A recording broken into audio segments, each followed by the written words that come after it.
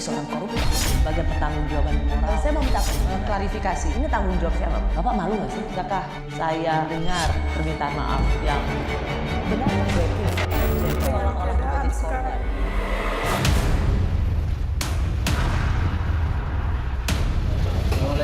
Waalaikumsalam, Pak. Sehat, Pak. Terima kasih, Pak Menteri.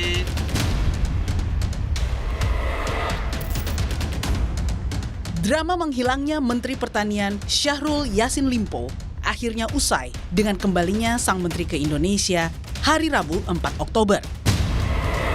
Ya, saya sore hari ini datang meminta waktu Bapak Presiden dan diberi kesempatan melalui Menseknek Pak Pratik untuk menyampaikan usul dan surat pengunduran diri saya sebagai menteri. Alasan saya mengundurkan diri adalah ada proses hukum yang saya hadapi dan saya harus siap menghadapi secara serius. Saya orang Bugis Makassar dan rasanya harga diri jauh lebih tinggi daripada pangkat maupun jabatan. Dan saya berharap nasihat-nasihat orang tua saya, nasihat budaya saya dari sana, kalau berani berbuat harus berani tanggung jawab. Dan saya siap bertanggung jawab. Sebelumnya, tidak ada penjelasan dari KPK perihal status hukum Menteri Syahrul. Mantan Gubernur Sulawesi Selatan ini baru diketahui sudah resmi tersangka sejak 26 September 2023 usai beredar surat KPK ke Presiden Jokowi dan bocoran dari Menko Polhukam Mahfud MD.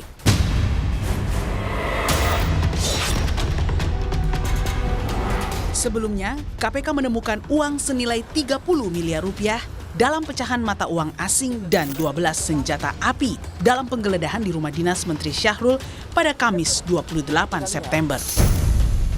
Penggeledahan ini merupakan pengembangan kasus dugaan pemerasan jabatan, gratifikasi, hingga pencucian uang di lingkungan Kementerian Pertanian.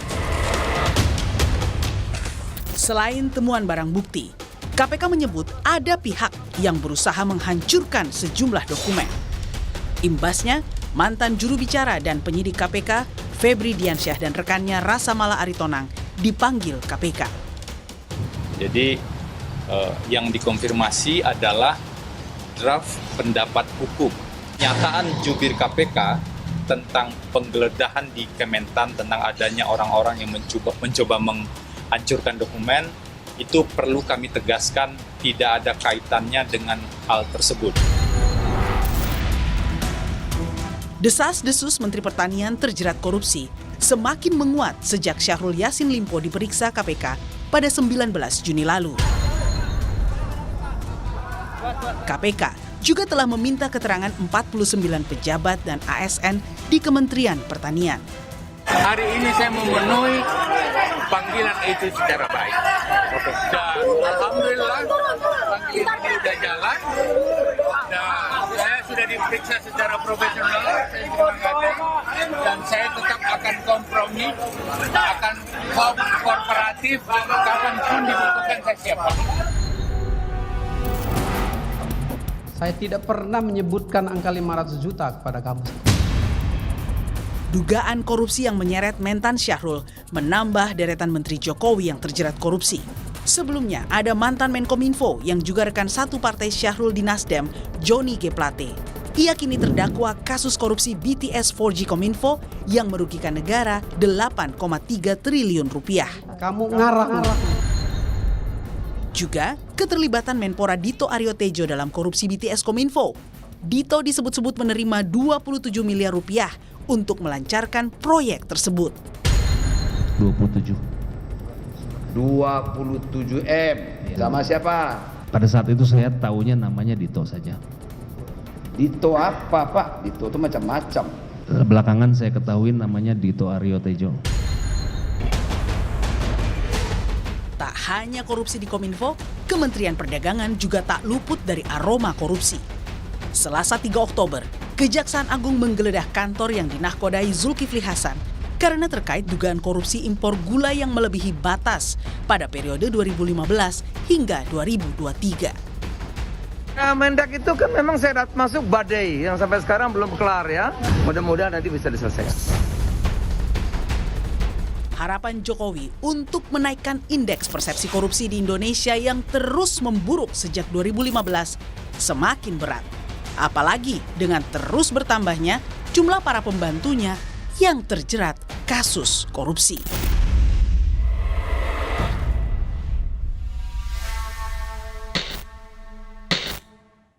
Saya sudah bersama advokat senior Profesor Todung Mulya Lubis. Bang Mulya, terima kasih sudah di Rosi. Selamat malam Bang Mulya. Terima kasih Rosi, sudah mengundang saya. Bang Mulya, akhirnya Menteri Pertanian yang sudah mengundurkan diri malam hari ini saat kita bicara, Ya. 5 Oktober, sempat menghilang tapi kemudian sudah kembali ke tanah air. Sebelum saya masuk ke pertanyaan selanjutnya, saya mau dengar dulu apa komentar Bang Mulya dari seluruh hiruk pikuk soal kasus korupsi di Kementerian Pertanian ini. Ya sebetulnya kasus ini kan sudah mencuat di media sosial berkali-kali. Jadi status tersangkanya Syahrul Yassin Limpo itu sudah diketahui oleh publik. Walaupun KPK selalu mengatakan belum menyatakan dia sebagai tersangka. Tapi kan publik tidak sebodoh itu. Jadi menurut saya ini semacam disinformasi campaign yang dilakukan oleh pihak-pihak tertentu untuk mengacaukan persepsi publik. Tapi buat saya yang paling penting adalah ini bukti KPK itu sebetulnya semakin kehilangan soliditasnya, semakin kehilangan kekompakannya, semakin tidak punya gigi dan semakin banyak masalah dengan KPK. Jadi pelemahan KPK yang dilakukan oleh pihak DPR dan pemerintah sebetulnya itu adalah satu hal yang sangat merugikan perjuangan kita memberantas korupsi. Dan inilah hasilnya. Ini hasilnya salah satu. Nah saya menulis buku, Ros, yang judulnya War on Corruption, An Indonesian Experience. Ini buku baru terbit 2 bulan yang lalu. Buat saya, perang melawan korupsi itu tidak akan pernah selesai. Ya. Dan semakin sulit untuk perang melawan korupsi sekarang ini dalam kondisi yang sekarang ini. Di Indonesia. Di Indonesia. Bang Mulya, yang menarik adalah hari ini, hari Kamis, 5 Oktober, semalam Menteri Pertanian sudah pulang dan pertama kali ditemuin adalah Ketua Umum Nasdem. Lalu kemudian hari ini alih-alih dipanggil KPK, tapi justru mendatangi Polda Metro Jaya. Kenapa KPK justru seperti diam? Apa yang Bang Mulya baca dari ini? Ya kalau kita percaya bahwa KPK itu lembaga extraordinary yang memberantas korupsi dan dia sudah melakukan penggeledahan dan sudah menemukan alat-alat bukti, dan kalau KPK juga sudah tanggal 26 September seperti yang dikatakan tadi menetapkan yang bersangkutan sebagai tersangka, seharusnya ketika dia turun dari pesawat dia sudah harus diciduk oleh KPK karena dia sudah dinyatakan sebagai tersangka dan sudah punya alat bukti. Begitu landing harusnya KPK sudah menciduk. Menurut saya itu yang mesti dilakukan kalau kita betul-betul fight melawan korupsi. Nah ini war on corruption itu tidak pernah jalan dengan sungguh-sungguh. Jadi ini perang setengah hati melawan korupsi. Ini yang terjadi. Kalau kita lihat setelah penetapan korupsi yang seperti disembunyikan oleh KPK, agenda hari ini dari menteri yang dikabarkan hilang kontak itu justru bertemu dengan Ketua Umum Nasdem, lalu pamitan ke Kementerian Pertanian dan justru datang ke Polda Metro Jaya. KPK ini memang tidak siap dengan penetapan tersangka seorang Menteri Pertanian atau memang ada yang belum selesai dalam hal ini disembunyikan oleh KPK? Ya ini sekali lagi membuktikan bahwa KPK itu tidak solid, tidak kompak. Ya kalau misalnya sudah ada semacam pernyataan yang menetapkan dia sebagai tersangka, ya sebetulnya tidak ada alasan buat KPK untuk tidak melakukan tindakan yang tegas. Tapi apakah saya salah kalau saya mengatakan dalam tubuh KPK ada semacam obstruction of justice? Dalam tubuh KPK Dalam tubuh KPK. Ya, karena kan sudah ada surat yang diedarkan sebetulnya. Dan Menko Polhukam Mahfud sendiri sudah mengatakan bahwa dia tahu Menteri Pertanian sudah dinyatakan sebagai tersangka. Ya saya punya pertanyaan yang sangat sulit untuk saya jawab. Kok bisa-bisanya ada semacam obstruction of justice dalam tubuh KPK itu sendiri? Nah ini satu hal yang sangat serius. Presiden mesti memberikan perhatian yang sungguh-sungguh terhadap hal ini. Karena apa yang menjadi taruhan kita adalah trust terhadap KPK. Kredibilitas KPK yang semakin lama semakin nol, mendekati angka nol.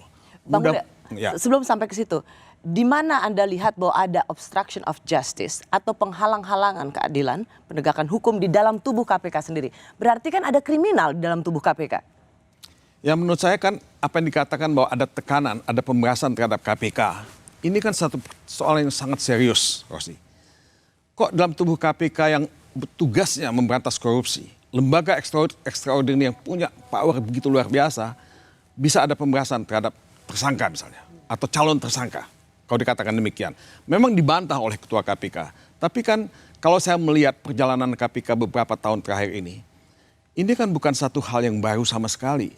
Ketua KPK sudah berapa kali gitu diisukan ya bertemu dengan tersangka, diisukan macam-macam, dan sudah pernah juga diperiksa. Dan ada komisioner lain. Ya, ada komisioner lain juga dan sudah diperiksa oleh Dewan Pengawas. Nah, memang tidak ada pelanggaran kode etik yang disimpulkan oleh Dewan Pengawas, tapi kan publik punya hak untuk curiga. What is going on gitu? Ada apa yang salah dengan Ketua KPK? Nah, kalau kita ingin tetap mengembalikan kredibilitas dan trust terhadap KPK, Presiden seharusnya melakukan investigasi. Tentu Presiden tidak bisa melakukan investigasi sendirian, dia bisa membentuk semacam fact-finding team atau untuk semacam komisi untuk menginvestigasi itu. Menurut saya ini akan lebih fair gitu. Jadi kalau tidak itu dilakukan, saya kira indeks persepsi korupsi Indonesia yang sekarang ini 34, turun dari 38, itu akan terus merosot tahun-tahun yang akan datang.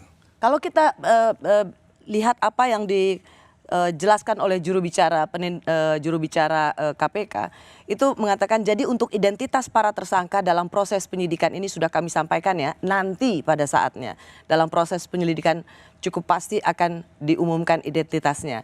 Jadi di sini Bang Mulya sendiri sudah melihat bahwa sudah jelas ada pertemuan 30 miliar, tapi tersangkanya nanti diumumkan. Sementara sudah ada Menko Polhukam yang mengatakan saya mendapat informasi sudah ada yang jadi tersangka atau Menteri Pertanian jadi tersangka.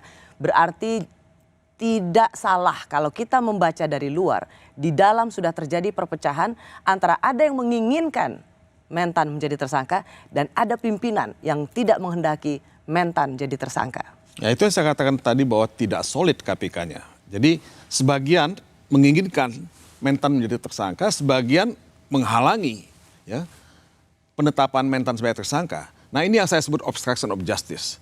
Seharusnya KPK kan tidak boleh seperti itu di depan publik. Publik ini punya kepercayaan yang sangat luar biasa terhadap KPK untuk bisa memberantas korupsi di Indonesia. Dan publik dikecewakan. KPK itu betul-betul dalam posisi yang sangat lemah ya, dibandingkan dengan KPK sebelum-sebelumnya. Saya tidak pernah melihat KPK selemah ini. Padahal kita sudah punya Dewan Pengawas. Dewan Pengawas ini sebetulnya punya mandat, punya kewenangan, punya kekuasaan untuk bisa melakukan koreksi terhadap kelemahan-kelemahan dan kesalahan-kesalahan yang dilakukan oleh KPK. Tapi itu tidak dilakukan.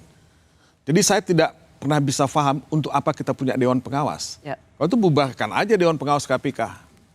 Dalam hal ini ketika terungkap soal penetapan tersangka oleh Menko Polhukam, saya rasa publik berutang pada Menko Polhukam. Karena kalau tidak ada statement dari itu, maka kemudian tidak ada terus terbuka peristiwa ini yang sebenarnya dapat kita baca sengaja ditutup-tutupi oleh KPK. Kita akan kembali lagi Bang Mulya, karena KPK rupanya sudah menetapkan Syahrul Yassin Limpo sebagai tersangka sejak 26 September.